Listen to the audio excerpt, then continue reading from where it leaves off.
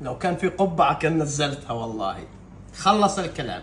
وهذا الجمال كله ما شاء الله. كيف كتف خروف مع بطاطا مهروسة.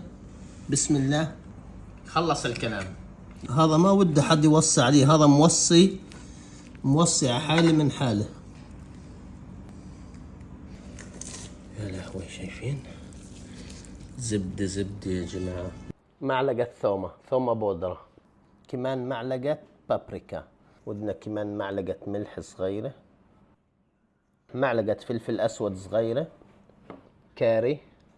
هذا هيل، بدي أحط شوية هيل مطحون، يعني ربع معلقة.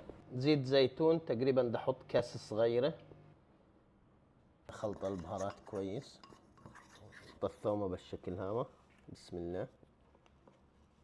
نبدي عملية المساج. ما شاء الله. نحط الثاني بالشكل هذا، وبنحط مية.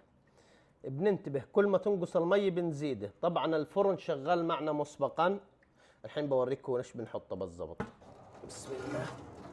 طبعا بدي احطه اول ساعة على 240 من فوق ومن تحت، بياخذ 4 ساعات مش اقل، بس اول ساعة على الفل بدنا نحطه. عندي هنا فليفلة، بندورة، بصل، كوسة. طبعا نظفتهن عشان اريح لي بدون بذر.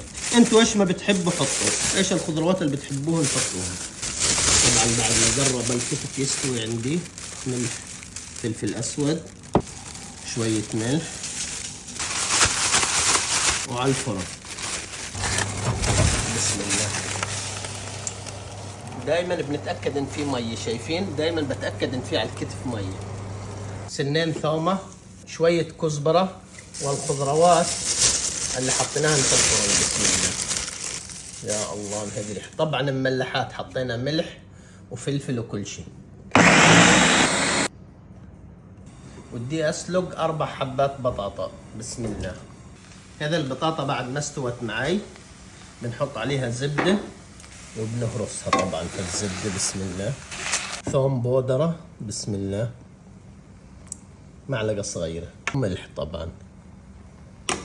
طيب بعد ما اختلطت زي ما انتم شايفين الزبدة فيها 100%، الحين بضيف كريمة طبخ. بسم الله. بطاطا مهروسة مع كريمة طبخ.